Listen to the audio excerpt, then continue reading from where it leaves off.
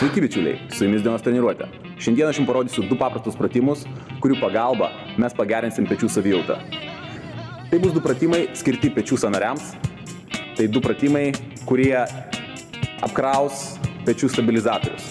Pirmas pratimas bus su guma, o antras pratimas bus su kamuoliu.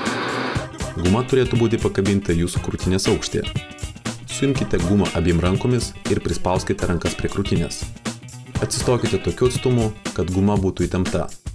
Jūsų sėdmenys ir korpusas turi būti įtempti. Tiesiame rankas virš galvos greitai, o nuleidžiame lėtai. Stenkitės rankas ištiesti pilnai virš galvos, kad bicepsai liestų ausis. Kėlimo ir nuleidimo metu kontroliuokite pečių pasipriešinimą. Padarote 5 koncentruotus pakartojimus ir tada keičiate puses. Atlikite 4 šio pratimo serijas.